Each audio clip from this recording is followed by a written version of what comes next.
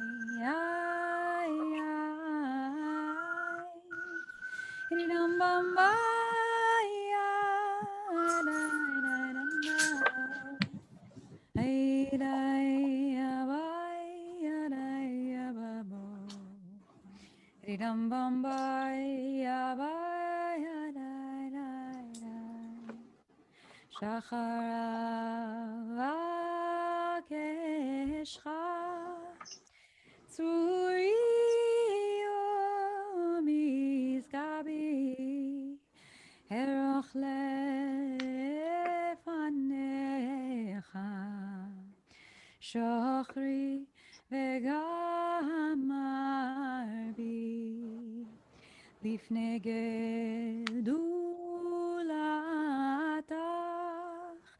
אמון ואבעל כי עינך תראה כל מחשבות ליבי Ridam Bombay, Ridam Bombay, da da da da yo, Ridam Bombay, Bombay, Ridam Bombay, Ridam Bam,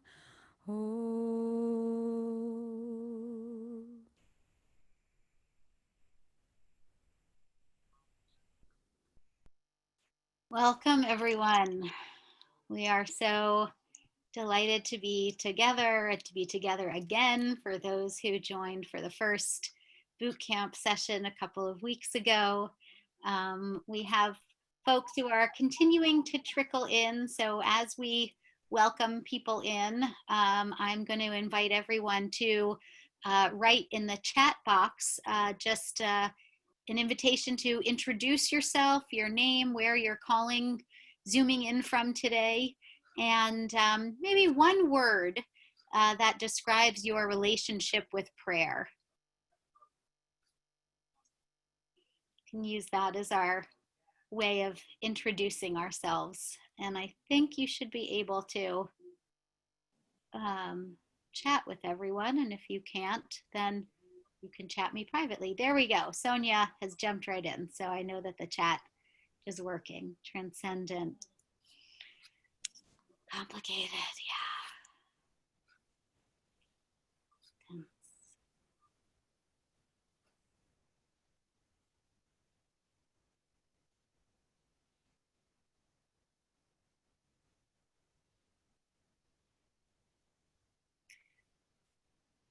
Maybe Deborah, do you want to give us a little more musical background as folks are introducing themselves to each other?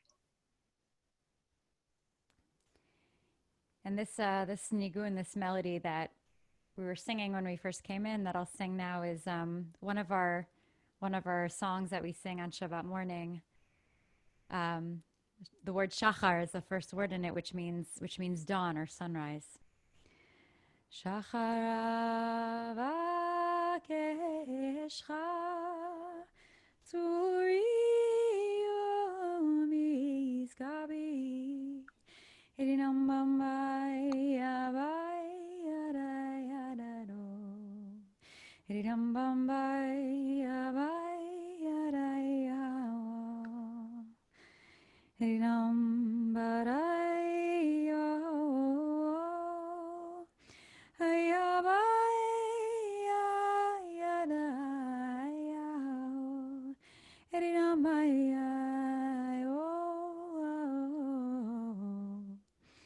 Ridam Bambai, Ridandai,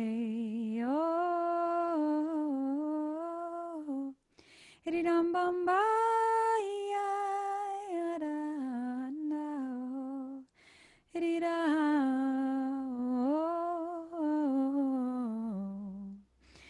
dum bum ba ya. I see mentionings of longing and being overwhelmed in the chat, and that that really fits with this nigun. I think avakeshcha bevakasha to ask, to make a request.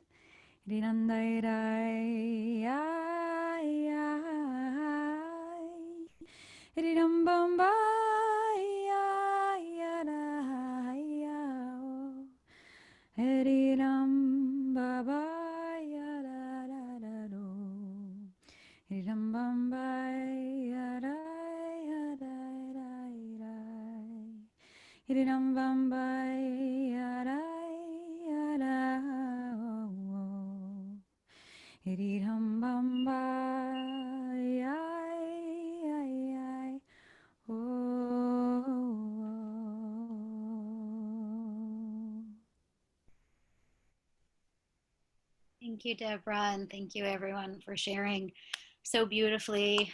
I'm Shuli. So glad to be here again with all of you. And I think, as we look at the words in the chat, I relate to all of them. And I think in some way I asked everyone to put just one word, but if I had to guess, more people besides Eleanor would put more than one word, and there would be lots of different words. That our relationship with prayer is not a static thing. It can be complicated. Sometimes it's simple, sometimes it's fraught, sometimes it's beautiful, sometimes it's comforting, sometimes it's alienating.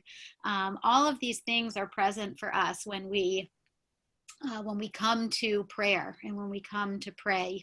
And the prayer experience can be very different from one person to another, and from one moment of prayer to another for each of us.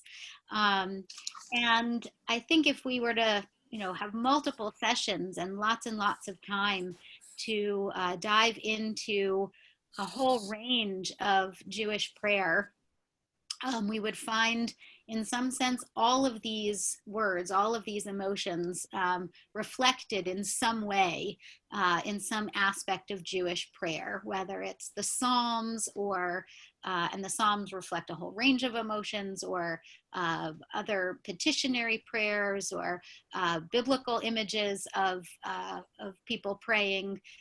We would find all of this. And so I just want to say that by way of acknowledgement that we're all going to come to the learning today with our own experiences, knowledge, nervousnesses, apprehensions, and curiosities. And so I hope that this will be a good grounding and a starting point or perhaps not a starting point, or a continuation point in a much longer conversation and learning that I hope we can continue in different ways at BJ, and that you'll continue to be part of. We're going to spend time looking at the Shaharit service, the Shabbat morning service, and that in and of itself could be a semester-long class. Some of the prayers from that service could in and of themselves be semester-long classes. So we're going to try to go simultaneously broad and then deep on a couple of points. We're not going to be covering everything, obviously, but the goal here is to give kind of an overview of the structure of the service and its main components, and then dive into a little bit of a text study and personal reflection on a couple of the specific prayers, a couple of the specific tefillot that we say on Shabbat that are not part of the weekday service. Somebody just asked me, you don't need to have a siddur, a prayer book in front of you. We'll be sharing PDF screenshots of pieces of the liturgy that we'll be looking at in depth. So no need to have anything with you. And I also just want to say that there are a number of ways in which the Shabbat morning service, as it's conducted at BJ, these days in the time of COVID is different from how it's normally conducted when we're all able to be there together. And that's not, I don't mean just the fact that nobody's in the room when the rabbis are leading, but there are certain aspects of the prayer, of the service, that because the rabbis are in the sanctuary, I should say the rabbis and Ari, our Chazan, our Cantor, are in the sanctuary without a minyan, without a quorum of 10 Jewish adults. There are certain prayers and certain parts of the service that are not said when you don't have that quorum. And most notably, if you've been on the Shabbat morning watching the live stream, there's no Torah service, right? We don't take out the Torah and read from the scroll. That's something that's done, that sort of is considered something that is elevated in its holiness. It's a holy part of the service and requires a full quorum of at least 10 people. So we're going to be talking about the service and focusing mostly on the parts that are being done now, so that hopefully on Shabbat morning, if you tune into the live stream, some of what we cover today and learn today will be applicable to what you're seeing and praying and experiencing on Shabbat morning. So with that, I want to jump in and give a little bit of an overview of the structure and the arc of the Shabbat morning service. And in some ways, the arc attempts to lead us on a spiritual path that I would say the Kabbalat Shabbat service does as well, and most of Jewish prayer services do as well, in the following sense. Picture for a moment that you're standing at the base of a mountain. If you like, you feel free to close your eyes, or you can leave them open, but just sort of imagine that you are standing at the base of a very tall mountain that has a lovely plateau on the top where you might want to stay for a while and linger. The way that you're going to get to the top of that mountain, that plateau, unless you are Superman and you can leap tall mountains in a single bound, the way you're going to get to the top of that mountain is with a slow and steady climb. And you're going to put one foot in front of the other, and part of the path might be a little twisty, and part of it might be a little bumpy, and part of it might be more smooth. And then you're going to get to the top. And you're going to be at that plateau and looking out on the horizon, and it's going to be stunning and breathtaking and glorious. And eventually it will be time to go home because you didn't bring your camping gear and the sun is setting and it's getting a little chilly. And you're not going to jump off that mountain. You're going to slowly and steadily walk down the other side, walking down a path, coming away from the experience. And if you've ever hiked a mountain like that, or done any kind of activity where there's been a build toward a peak and then a return from that peak, you know that it's the totality of that experience that's part of what makes it so magnificent. It's not just being at the top. It's the work you did to get there, and the way the body cools down as you descend. And the same is true in our spiritual lives and in the path of prayer. So I want to invite us to think a little bit. I'm going to share my screen in a moment, and we'll see a grid that has the different parts of the service.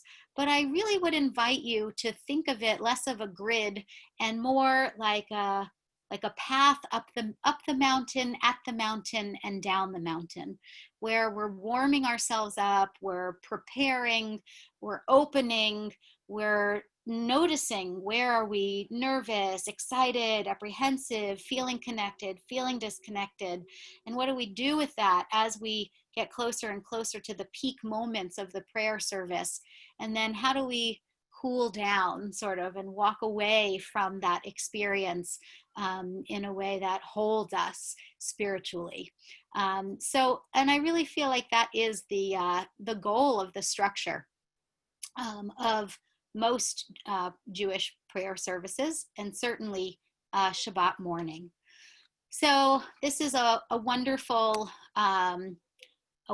way of thinking about the Shabbat morning service that was developed by Rabbi Sarah Krinsky. You may remember her if you've been around at BJ for a while. She was BJ's Rabbinic Fellow for 2 years, a number of years ago. Now she's at Addis Israel, a large congregation in Washington, D.C., and she developed this beautiful frame and way of thinking about the aspects of the service, and we're so thrilled that she agreed to let us use it and adapt it and share it with you. So these are the core components. We have the wake up, right? Birkot HaShachar, the blessings of the dawn or the blessings of the morning. This beautiful piyut, liturgical poem that Deborah was singing is often sung at this part of the service. Sometimes it's sung a little bit later in the service in some Sephardic traditions, and it contains a lot of the imagery of the blessings that are part of this service, where we are just saying hello to the day and acknowledging where we are and what we have: a new day, new vision, new moment to put our feet on the floor, new opportunity to learn Torah, new opportunity to connect with our souls. And some of the blessings that we say here, we are it's sort of noted in the rabbinic discussions about them, that we say them even if we ourselves are not experiencing them. So for example, one of the blessings that is said in this section is about gratitude for God giving sight to those who are blind, which we're saying metaphorically because we've been blind, so to speak, while we sleep, and then we're opening our eyes again and we have new sight. But of course, there are people who do not have sight, who in fact are blind. And so should a person like that should someone who's blind say that blessing? And ultimately the conclusion is that we say them even if they are not applicable to us, but just by virtue of the fact that the possibility for sight exists in the world, the possibility for being able to stand up straight, for being able to walk, for feeling strong, for feeling courageous, for all of those things that we say that they exist, that possibility exists in the world, we say those blessings. And so this is the job, this is our work in this moment, is to find our bearings, to arrive, to settle into the space, and to begin to connect with just what is true right now in our bodies and in our hearts. Psuke de Zimra is the second section of the service. It can be translated as verses of song or verses of pruning. The word Zimra can mean song or pruning, like we're pruning away what is covering up our hearts and what is covering up our souls. And I think this is really where we begin to take those steps up the mountain, and we're warming up. And so there's a lot of song, particularly at BJ. There's a lot of music in this part of the service. We're really getting into it. And that's why Rabbi Sarah wrote, sing out loud, even if you don't know the words. Like, this is the place to just close your eyes and get into the music and the melody and start to feel the energy of this part of the service. And so we're singing so that we open up our hearts and open up our souls, and we're also pruning. We're just saying, okay, I'm going to be here right now. I'm going to take away what's not needed so that I can get ready for Shaharit, which is the core service. I mean, sometimes we refer to the entire morning service as Shaharit, which means morning service, but Shaharit is actually this very specific part of the service, which contains really three elements: creation, redemption, and revelation. The first part of the Shaharit service includes blessings, and on Shabbat, a particularly beautiful poem, which we're going to look at with Deborah in a few minutes, that describe God's creative power. And so we have a lot of images of God as creating the world and renewing creation on each day, and particularly on Shabbat, where we're reenacting the first creation and resting in the world, images of the sun and the moon and the sky and the stars and all the celestial beings and all the beings of creation having been created. And so we really connect with a sense of God as creator. We then move into the Shema, where which is really the central, in some ways, the central Jewish prayer, or the central Jewish affirmation of God's oneness and the unity of all, I would say. And then we have a beautiful articulation and imagery of God as Redeemer, when we invoke the image of God rescuing, redeeming the people, the Israelites, from Egypt, and particularly at the sea, the Red Sea. We sing some passages that lead into the Amidah, which means the standing prayer. And the Amidah is really considered the heart. That's the plateau. That's really when we get to the plateau. The Shema, we're like almost there, and the Amidah is really when we're up there. So we then have this beautiful image of God as our rock, God as our Redeemer, and we connect with that sense of divine power. And then the Torah service is really a reenactment. I'm going to come back to the Amidah. The Torah service is really a reenactment of the revelation of the Torah at Sinai. And we're not going to look at the specific liturgy today, but there's wonderful scholarship and research that's been done on how the creation of the Torah service as we have it now, which was a lot of which took place in the 10th and 11th centuries, was really designed to create an experience of revelation where it's as if we are receiving the Torah again for the first time as we take it out of the ark and bring it around into the congregation, and then read from it. So that is not something that we really will experience these days, although the rabbis do read some passages from that week's Torah portion, just to have the opportunity to hear the words of Torah, even if it's not from the scroll itself, and even if it's not in the context of the full service. We're going to look in just a moment at the Amidah. The Amidah literally means the standing prayer. And as it says here, it's the liturgical pinnacle of every service. And so for those who are able to stand, it is said standing. And in the weekday Amidah, it does, as it says here, capture these three modes of prayer: praising God, petitioning God, and expressing thanks and gratitude to God. But on Shabbat, we don't ask for things. It's sort of traditional that on Shabbat we are kind of acting as if everything is as it should be. And so there's nothing to ask for. So we don't have the blessings of petition that are part of the Amidah in the weekday service. And instead, we have some passages from the Torah, the biblical description of the giving of the moment when the Jewish people received the gift of Shabbat, and a blessing to sanctify the holiness of this day.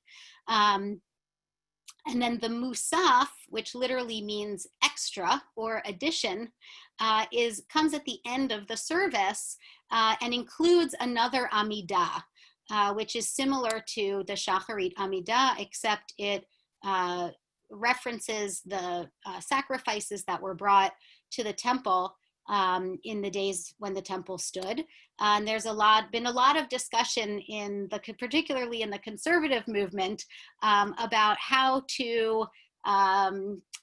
what language should we use in this portion of the service. The traditional words of the service say these are the these are the sacrifices that were brought, and we hope that we will one day be back in the temple and bringing these sacrifices again. And the conservative Siddur makes some liturgical changes to sort of downplay a little bit some of that messianic vision that's expressed in the traditional version, and just refer to it more as a past religious practice. But we're still remembering it because we remember it because it was part of our history, but not necessarily because it's the practice that we would want to go back to. And then we close the service. This is where we begin to walk down the mountain, and there are some prayers here that are familiar, maybe familiar to you, Aleinu and Adon Olam. And then we have some special things that are said just on Shabbat, such as Ein Keloheinu, and we're hopefully have a chance to look a little bit more in depth at that particular beautiful, beautiful poem. That's part of our kind of wrapping up and leaving our prayer state and prayer space, and getting back to re-entering into the community. So we've made it. Lunch is near, right? That's when we get to Kiddush. If you've been at BJ pre-Corona, that this is when we go up to Kiddush. So though that's the arc of the service and the structure of the service. And I want to just take, we have this nutshell here. We'll send this out actually to folks after, so you can take the time to read it at your leisure. But I just want to take a couple of minutes to look at the distinction between the Shaharit Amidah and the Musaf Amidah, because that is really the central prayer. In fact, in the Talmud, when the sages refer to tefillah, meaning prayer, they are referring to the Amidah, the standing prayer. That's how central the Amidah is, and how much the rabbis understood the Amidah to be prayer, the heart of what prayer is. So just to know, there's a little bit of choreography associated with the Amidah, whether it's Shabbat, whether it's weekday, whether it's the Musaf or the Shacharit. Some of these are the same. There's a practice of taking 3 steps back and 3 steps forward before starting, as a way of signaling that we are approaching God, right? We're approaching God, and the opening words of the way that we describe God in the opening blessings, Elohei Avraham, Elohei Yitzchak, Elohei Yaakov, God of Abraham, God of Isaac, God of Jacob, is the way that God described God's self when Moses approached the burning bush. And there's an idea that Moses took a few steps back and then a few steps forward in that moment of revelation. So we're kind of reenacting, in a sense, our own personal encounter with God, which is, I think, very, very beautiful. And then the first 2 of the blessings, we bend the knees and we bow, and that is in recognition and honoring of the God of history, and the God of power in the images of the Amidah here. This opening is the same for every Amidah.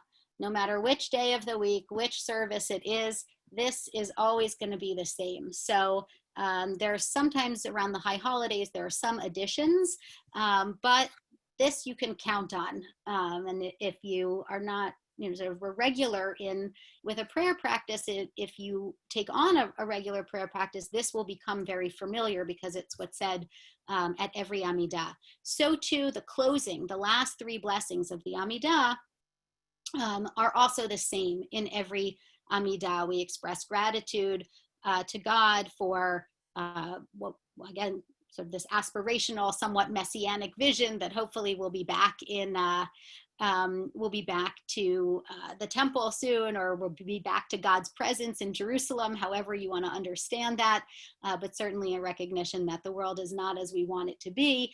And so we're sort of aspirationally thanking God. And then we actually have a prayer that's all about, thank you. Excuse me for just a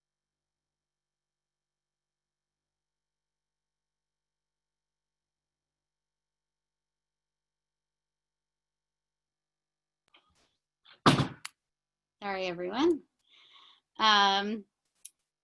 And then we have the Shalom, the blessing of peace, which again, I think is, to the extent that we feel peace in our lives, this is a blessing of gratitude. And to the extent that we know that peace is not as we want it to be in the world, it is an aspirational blessing of gratitude. And there's some choreography here also, bowing again in gratitude. And then some people have the practice. There's an addition to, or a final passage after these blessings of the Amidah, which some people say, it's taken directly from the Talmud, that one of the rabbis, it says what he would say, these words after finishing his prayer. And some people there have the practice again of stepping back as if we are stepping out of God's presence, and bowing to the left and bowing to the right, and taking leave of God in a very respectful and humble way. So that too is present in every Amidah. But on Shabbat, we have the Shaharit service and the Musaf service. As I said, the Shaharit focuses on the sanctification of the day, and the Musaf recalls the sacrifices that were brought in temple times. And if Shabbat is also a day of Rosh Chodesh, a day of the beginning of a new month, then there's an alternate text that talks about the sacrifices that were brought, the korbanot that were brought for that new month. And I just want to note that we have at BJ, when we're all together in person, what you would experience is beginning the Amidah all together, and then having a call and response section that is referred to as the Kedusha, that brings together verses from Ezekiel and Isaiah about visions of God and attesting to God's holiness. That's another part of the service that is only said in the presence of a minyan, a quorum of 10 people. So we don't say that now. It's entirely, the Amidah is said entirely silently to ourselves. And I think I'm gonna pause there or stop there. If folks have any questions at any point, please feel free to put them in the chat, and we'll try to address them either as we go through this or as when we come to the end. But that's really the flow, and a little bit of a focus on the Amidah, which is the heart of the service. And now we're gonna go back and look at some specific additions to the Psuke de Zimra section and the Shaharit section, some beautiful poetry that we recite only on Shabbat. So I'm going to turn it over to Deborah for that. Great, thank you, Shuli. So if you've been coming to the weekday morning breakout Minyan Bootcamp sessions, where we've been studying the various components of the weekday service, then you know that just 2 days ago you studied a little bit of Psuke de Zimra, a little bit of the verses of song with Shuli, and on Shabbat we incorporate those psalms. And we also have some additional psalms that get added on Shabbat. And we're going to look at one particular psalm. We're going to look at Psalm 136, which is a special psalm for Shabbat morning. And this psalm is quite unique in that it was composed with the intention that it would be read responsively, which is not I'm not sure if it's the only psalm that way, but if not, it's one of the only psalms that was written that way, and it sort of conjures up in the mind images of the pilgrims at the temple, sort of responding all together to the leader. So if we could bring up the Shuli, if we could bring up the PDF of the Sidur, we're going to show the Sidur that we use at BJ. Excellent. So um, here we have the Psalm 136. And you'll see as it's structured on the page that it's intended to be read responsibly with the line that the congregation responds, Ki leolam chafsto. And this line comes every single time.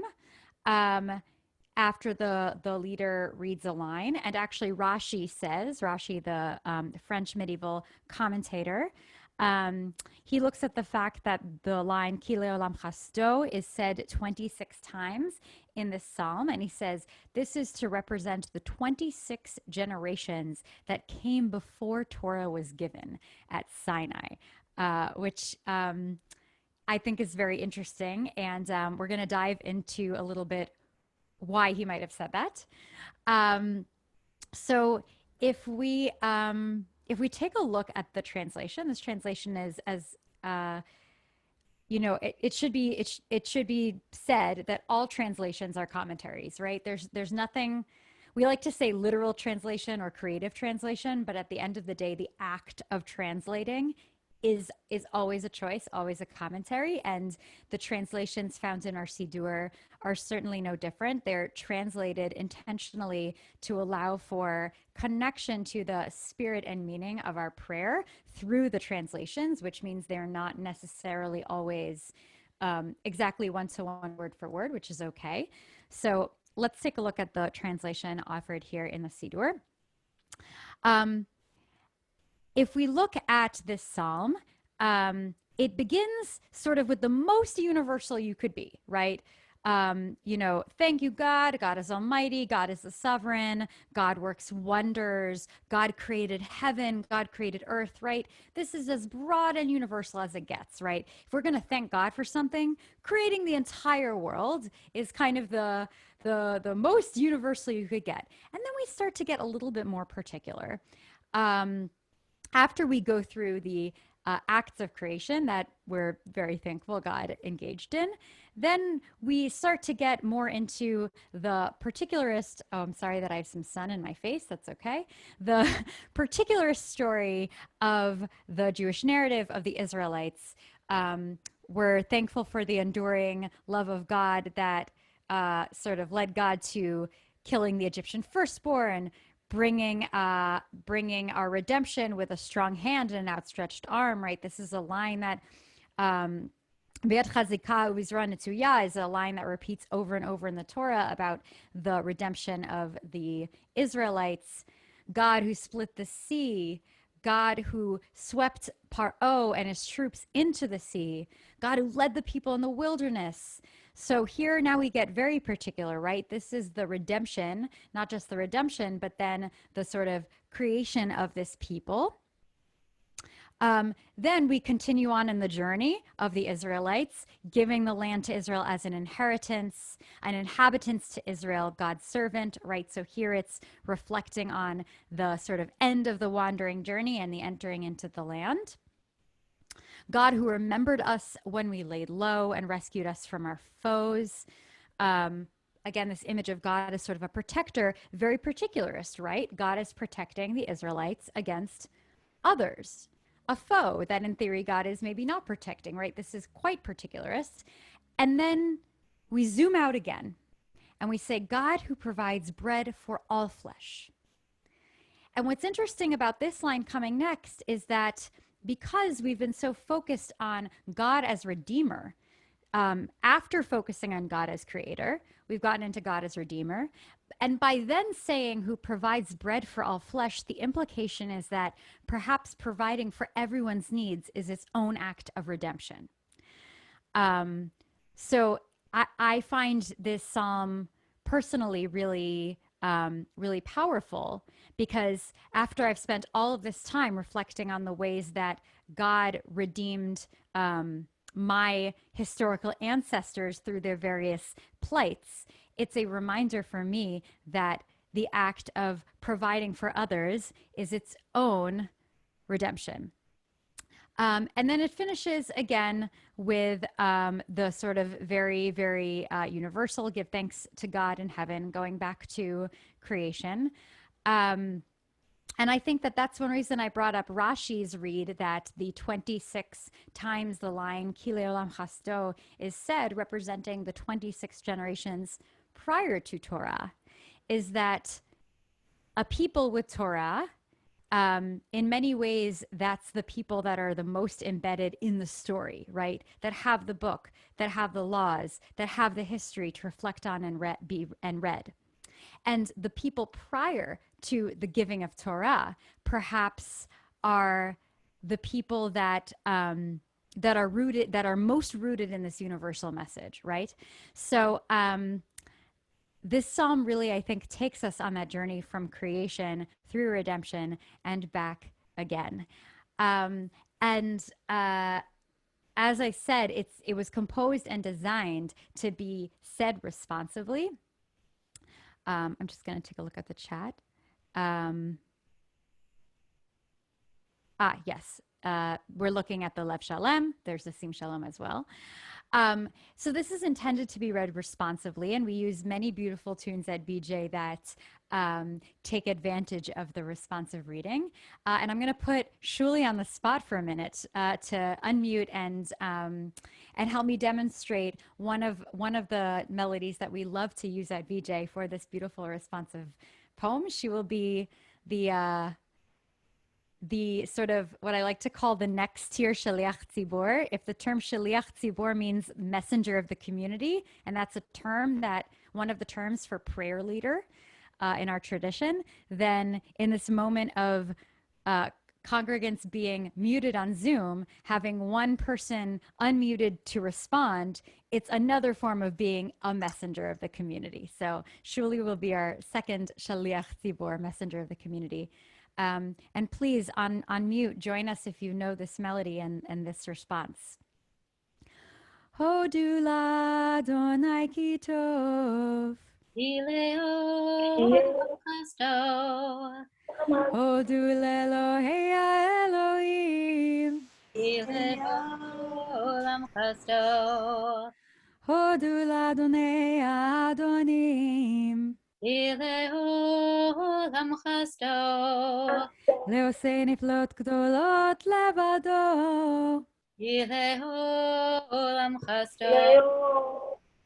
לעושה השמיים ותבונה. לוקח הארץ על המים.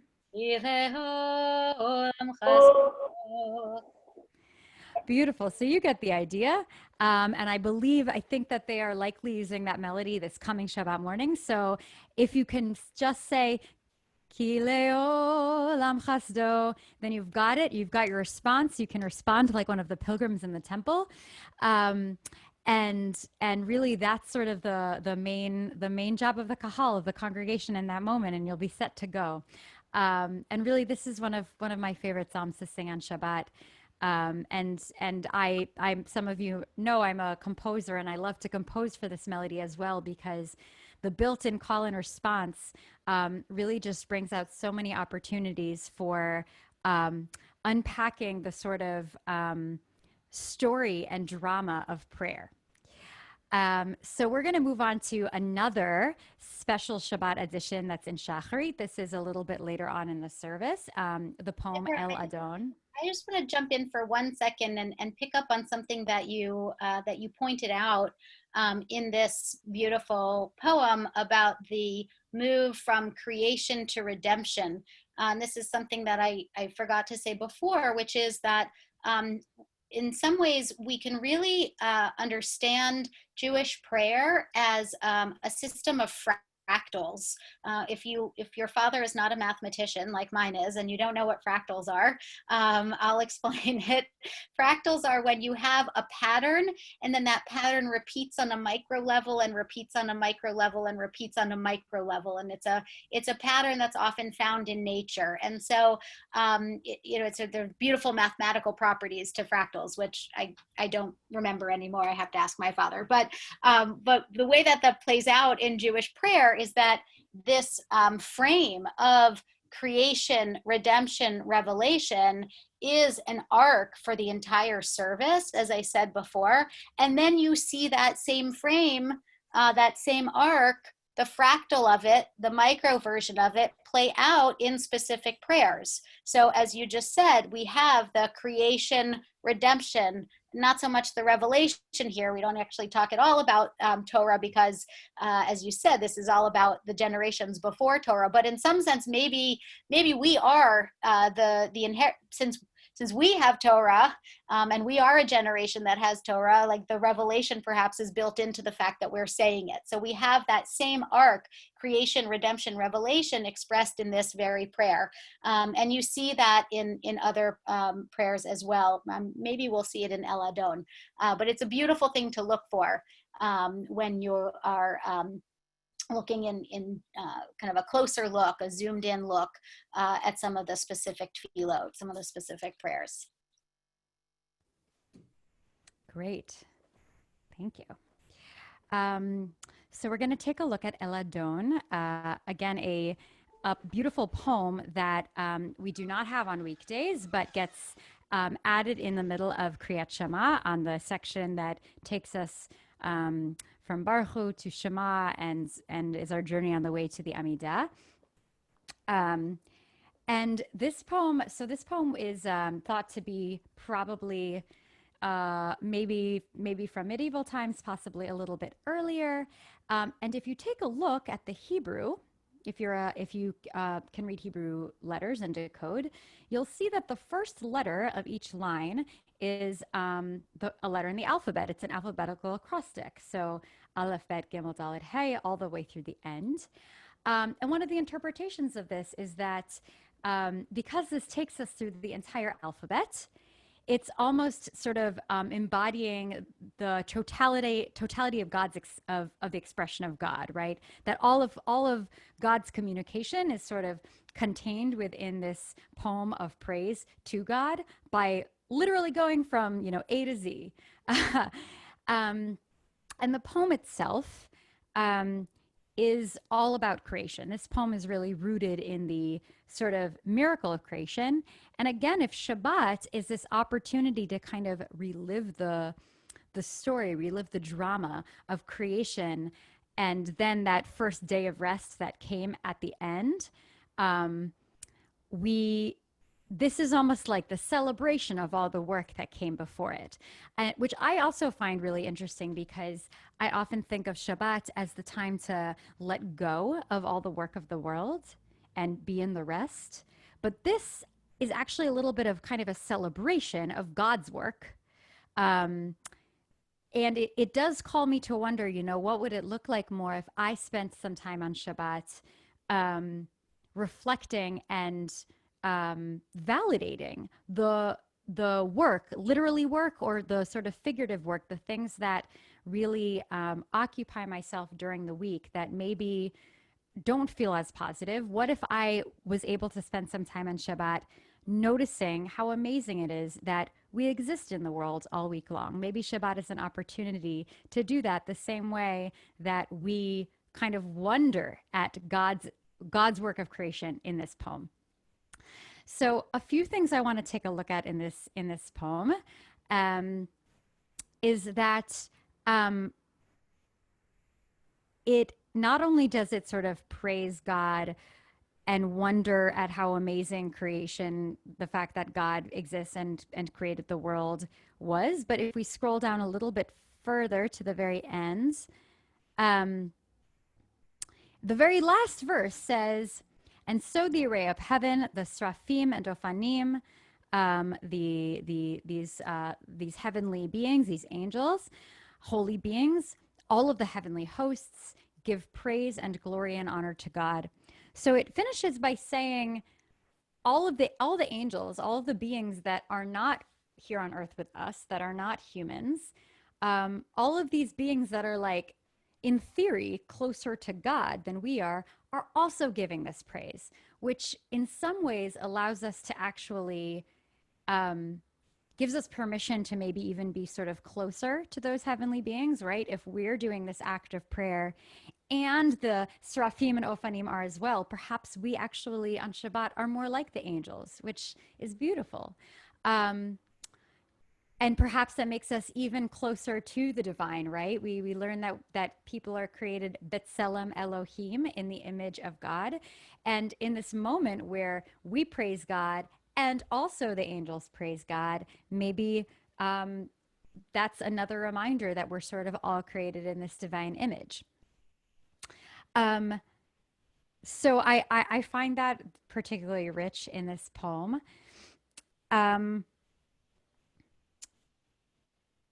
And also, it's worth noting that the Seraphim and the Ophanim and some other points in this poem are references to some of the words from the prophets, from Ezekiel and from Isaiah. So that's also being called back in the context of this poem. So what I would like to do is offer just a few minutes of private journaling and reflection. So if you have something to write with, you can do so. And while we do that, I'm just going to sing one of BJ's beautiful melodies for this poem. This is a little bit of a more meditative poem. When I hear this melody, I think of it as an opportunity to really lean into this line, Baruch umvorach befi kol neshama, blessed by all that breathes. This is in the very first paragraph, by all that breathes, right? So not just people, but every single living being, kol haneshama, which is another phrase that we hear often in our tefillot, praising God. And this melody, I think, really leans into that breath. So as I sing it, I offer you the opportunity to reflect a little bit on this question I shared before, which is, if Shabbat is the opportunity to kind of reenact the drama of creation, the work of the world that then leads to rest that God engaged in at the beginning of time and that now we get to engage in every single week. How can we maybe be a little bit kinder to ourselves in reflecting on the work we do all week long, particularly in this moment where maybe we're feeling less productive, maybe we are out of work, maybe it's more difficult to work or be productive in the ways that we felt defined us in the past. How can we take this opportunity to be amazed and full of wonder and awe at what it means to be alive and do the work of the world every day? And how can we bring that wonder and joy into our prayer on Shabbat and that gratitude? So if you want to reflect on this in the chat, you absolutely may, but this can also be a private reflection for yourself. And I'll just sing this beautiful, beautiful, slow melody for Eladon as we reflect. Eladon al kol hamasim, Baruch umvorach befi kol neshama, Godlo v'tuvo ma'alei olam, Dat utvuna sofevim oto, hamitgaeh al chayot hakodesh, ve'enei adam bechavod al hamerkava, zechut umishor לפני חיסו, חסד ורחמים לפני כבודו, טובים מאורות שברא אלוהינו, יצרם בדעת, בבינה ופסקל, כוח וגבורה נתן בהם, להיות מושלים בקרב תבל, מלאים זיו ומפיקים נוגה, נעזיבם בחולם, צמיחים בצאתם, וששים ביבואם, הורסים בהמה רצון קונם, פאר וכבוד נותנים לשמור, צהלה ורינה לזכר מלכותו, קרא לשמש וישרח אור, והתקין צורת הלבנן, שבח נותני לו קוצף המרום, שבח נותנים לו קוצף המרום, קוצף המרום, תפארת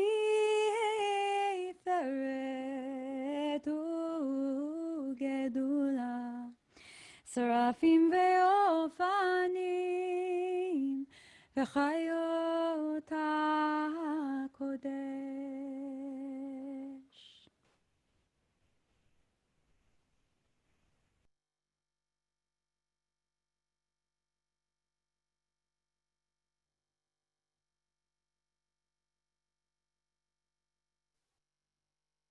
Beautiful. Thank you so much, Deborah. I hope that was a good background for some reflecting on these beautiful words in the liturgy.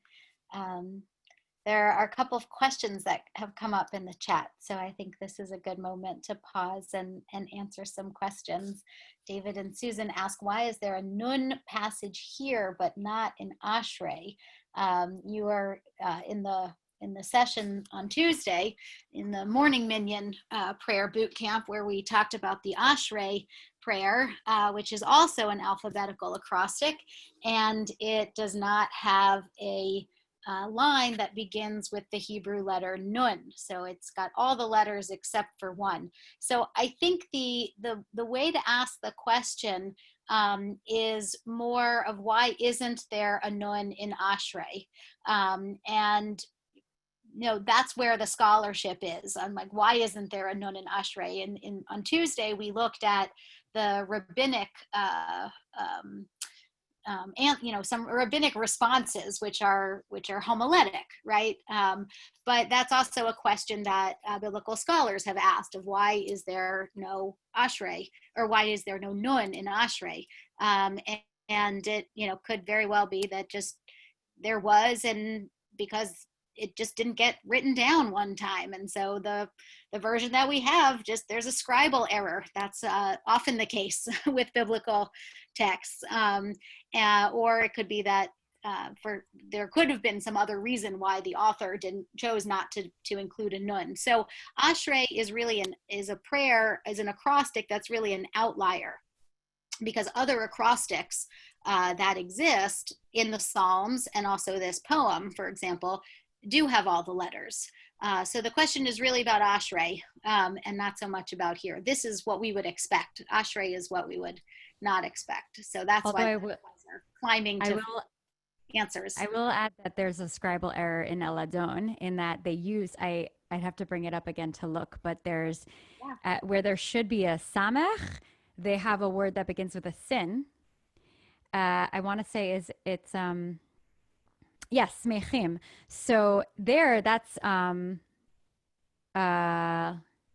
that should be the word there should be a samech, and instead it's a sin because, again, people, the theory being that, people weren't necessarily like reading and writing and that rooted in the letters, they were going phonetically. So it could be something similar to that. So great question. Thank you. And then the other question that was a little bit earlier, which is just why do we say the Amidah 3 times a day? When Eleanor wrote that we're standing in line for Olam Haba, saying the world to come, saying Ashrei 3 times a day. You were also in the boot camp session on Tuesday morning where we looked at a rabbinic passage that says that people who say Ashrei 3 times a day merit a place in the world to come. And Ashrei is traditionally recited 3 times a day. So we're not going to get into that right now, but just so folks know, that's what Eleanor was referencing. And so the question is, why do we say the Amidah 3 times a day? The Amidah is the central prayer in the morning service, the afternoon service, and the evening service. And on days where there is Musaf, we say it 4 times a day because we have a Musaf service. And on Yom Kippur, we say it 5 times a day. There's an extra, there's Ne'ilah on Yom Kippur. So we have an additional Amidah service. So it's a great question, and it's a question that the rabbis dispute or debate because, of course, there cannot just be one answer to that question. So there's a wonderful beautiful discussion in Tractate Brachot that asks this very question. How did we end up with 3 prayers, morning, afternoon, and evening? And so one line of argumentation is that each of the forefathers, Avraham, Yitzchak, and Yaakov, each of them established one of the times of prayer, that Avraham prayed in the morning, that Yitzchak prayed in the afternoon, and that Yaakov prayed at night. And they find biblical passages to prove that this is how prayer was established.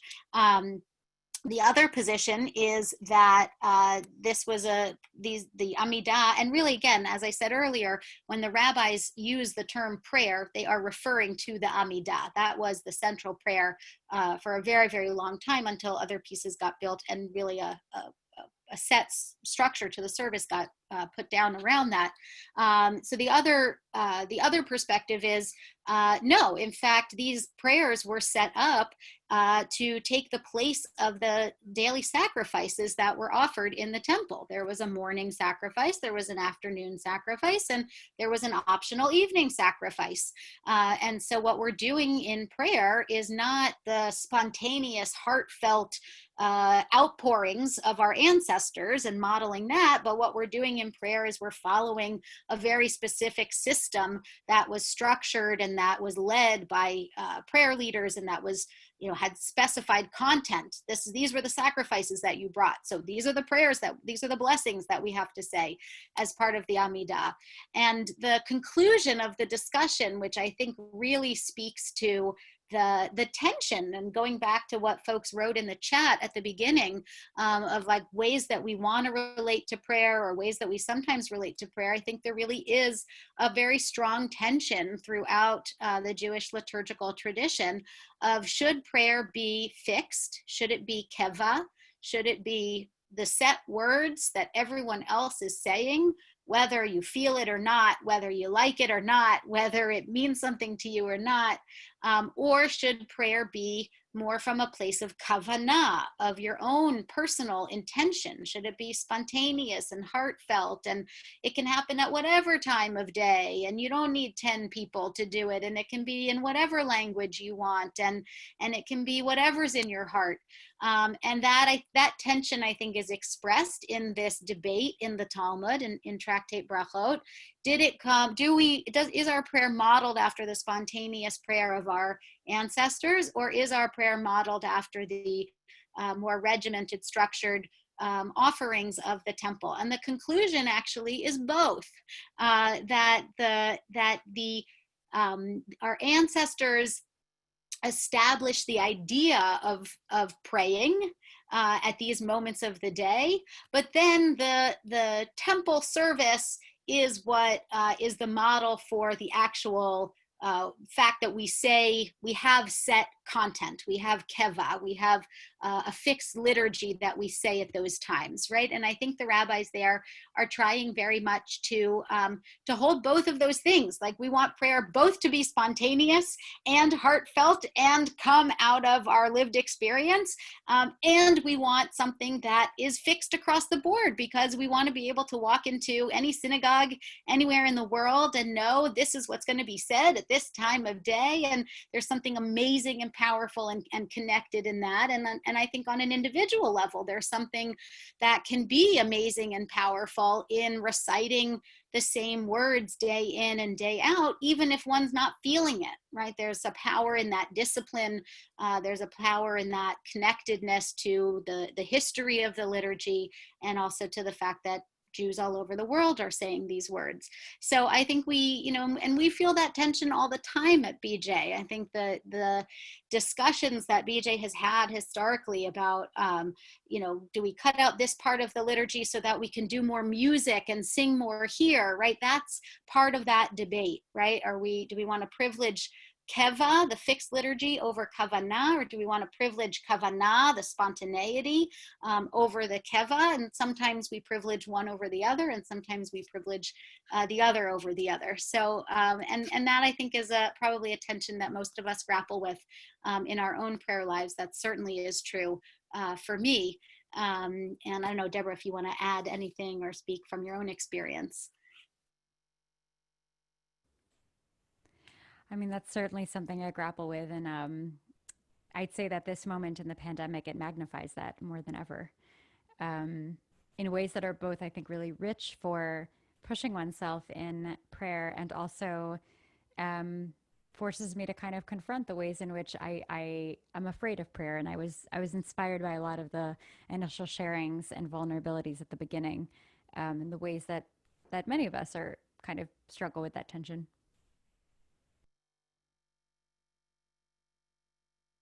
There was one more question in the chat that was sent to me privately from Helena. And Helena, if I could ask you to just say it out loud and clarify, we'll try to answer this question as well. Yeah. What I said was that I was used to, prior to BJ, the Kaddish to be recited 3 times on Shabbat morning. Initially, Kaddish de Rabbanan, before services even began, and then 2 regular Kaddishes. That's not the right plural, but anyway. And for years and years and years, we only recited the Kaddish once on Saturday morning. We just recently, pre-corona, added a new one, an additional one, earlier in the service. So I was just wondering why we had continued, if you know this, why that was the practice at BJ. You're talking about the Kaddish. There are a number of different types of Kaddish, which is one of the Mourner's Kaddish. I'm talking about Mourner's Kaddish. Mourner's Kaddish, the Kaddish that mourners say. So I actually don't know the answer to why that was changed at BJ. I can tell you that in a traditional, or in most Orthodox Ashkenazi synagogues, the mourner's Kaddish is recited multiple times. It's recited in between the morning blessings and Psuke de Zimra, and then it's recited several times at the end of the service. In most non-Orthodox communities, mourner's Kaddish is recited only once.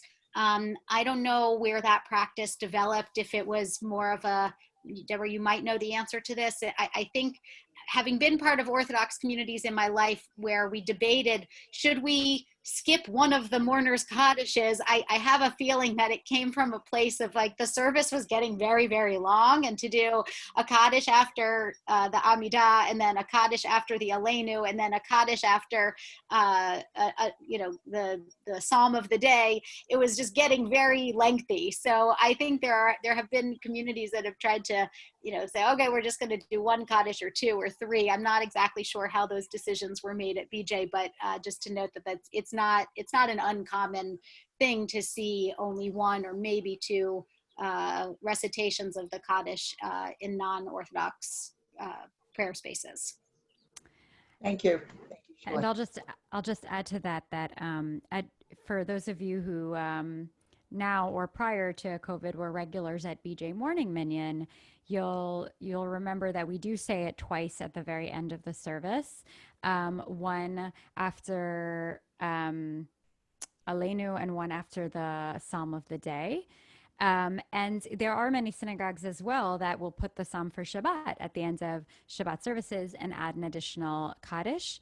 And if it's a special day and there are additional special Psalms or Anim Zmirot, yet more. So it's seen as both sort of like an opportunity to have more chances and also, as Shuli was saying, maybe a way to cut things down a little bit. Yeah.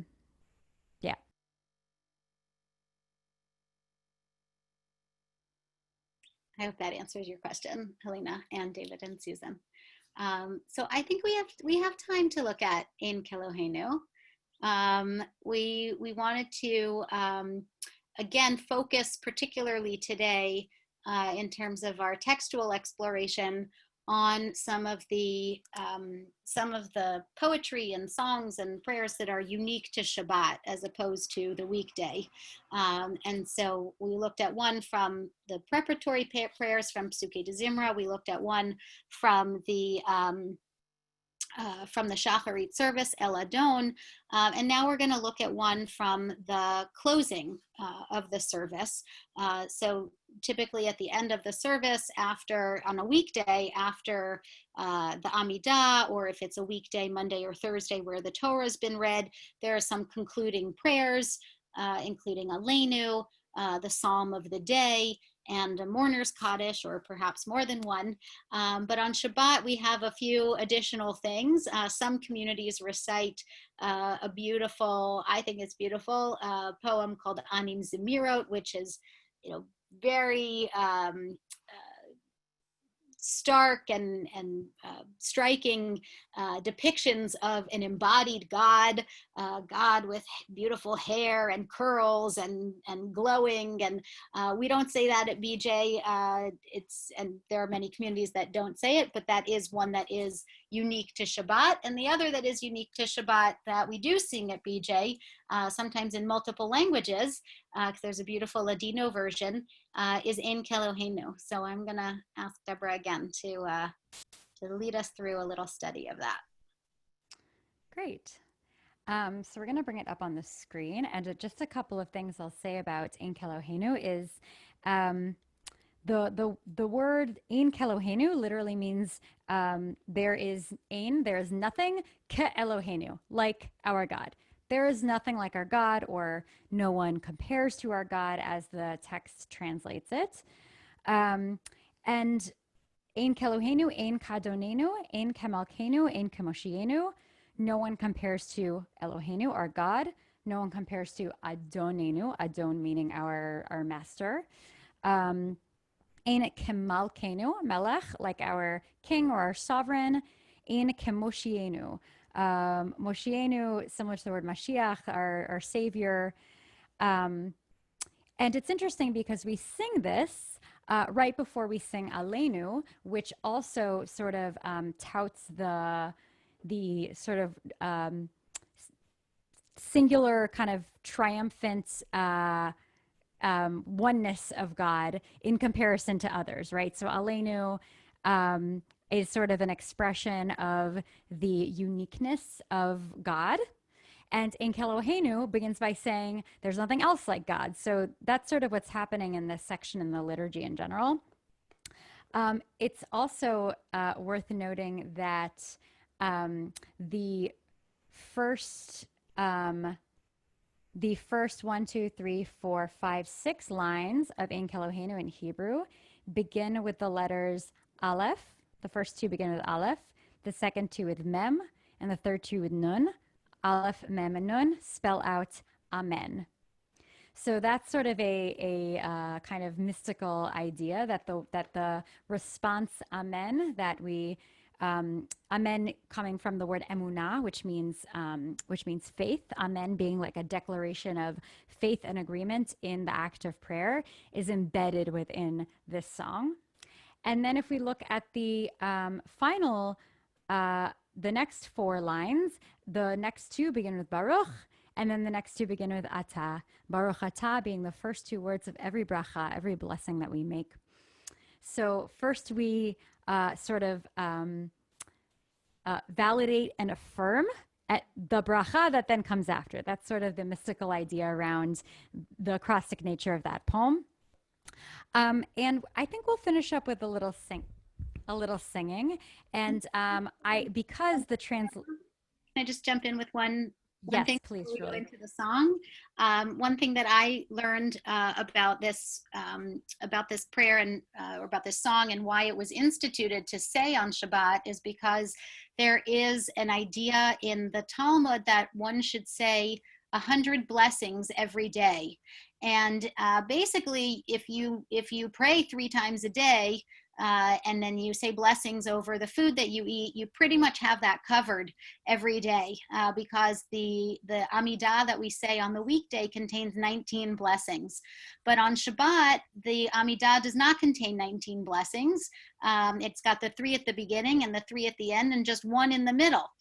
So even with saying Musaf, we're still going to miss out on a whole bunch of brachot. So at the end here, the fact that the last 4 lines start with Baruch and then Atah, that is kind of understood to be recitations of blessings. And so you have Baruch Eloheinu, blessed our God, blessed our Master, blessed our Sovereign, blessed our Deliverer, Atah Hu Eloheinu. And so you've got 10 there or 20 there, I think, by virtue of saying these lines. So that kind of counts as part of your 100 blessing quota, and it's a way to add some blessings on Shabbat when you don't get to say them as part of the Amidah.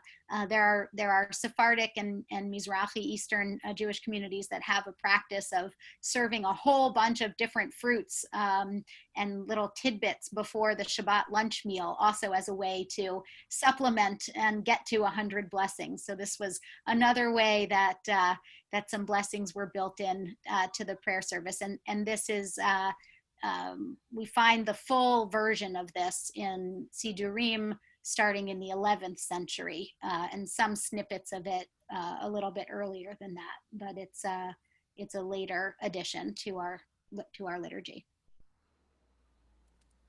Great. I did not know that. Thank you. So we're going to finish by singing, and we're going to sing a favorite BJ melody. If you are a BJ regular, you'll certainly know this melody. If you're newer to BJ, this is a great way to get familiar with our style. This is a melody that incorporates Ladino, one of the cultural Jewish languages, similar to Yiddish. Ladino is a language that brings together elements of Spanish, Portuguese, Hebrew, one of the cultural languages of the Jewish people of the Sephardi community. And you'll see that actually it's right there on the PDF. All the way on the left side is a transliteration, so we'll be following it there. And you'll see that it alternates between the Hebrew, in Kelohenu, in Kadonenu, and then the same thing is said in Ladino. Non como nuestro Dios, God, Señor, our Master, Rey, and Salvador, our Savior. So we'll sing this melody, and I hate saying this, but I do have to say that everyone needs to be on mute, or else there is a delay. And I look forward to the day where I don't have to ever say the phrase, please be on mute. But the advantage of mute is you can sing as loud as you want.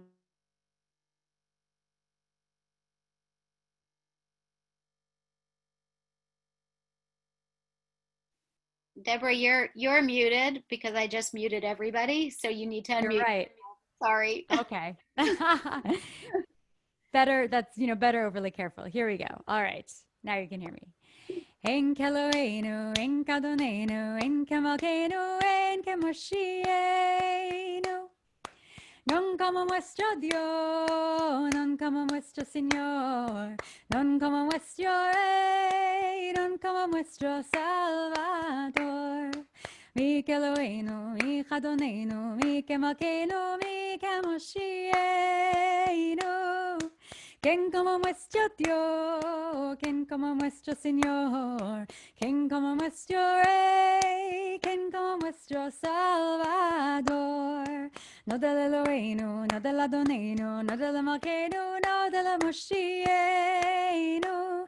Lo oremos a nuestro Dios, lo oremos a nuestro Señor, lo oremos a nuestro Rey, lo oremos a nuestro Salvador. Baruch Eloheinu, Baruch Adonenu, Baruch Malkeinu, Baruch Moshiachenu. Bendito nuestro Dios, bendito nuestro Señor, bendito nuestro Rey, bendito nuestro Salvador. Atau Eloheinu, Atau Adonenu, Atau Malkeinu, Atau Moshiachenu. Tu eres nuestro Dios, tu eres nuestro Señor, tu eres nuestro Rey, tu eres nuestro Salvador. Atau Shektiru Avotenu Lefanecha Koret Hasamim. Iridanai, iridanai, dadadai, iridanai, iridanai. And then normally we would say, Aleinu l'shabeach. All right. And I guess with that, we'll say thank you so much to everyone. Any last words, Shuli? No, just thank you for being here. I hope that this has enhanced your understanding of the Shabbat morning service. Please join us on Shabbat morning on the live stream, and you can bring this learning in. And we will send out that document that has the structure and overview of the service, which you're welcome to keep for your reference if you like. So thank you, everyone, and Shabbat Shalom. Shabbat Shalom.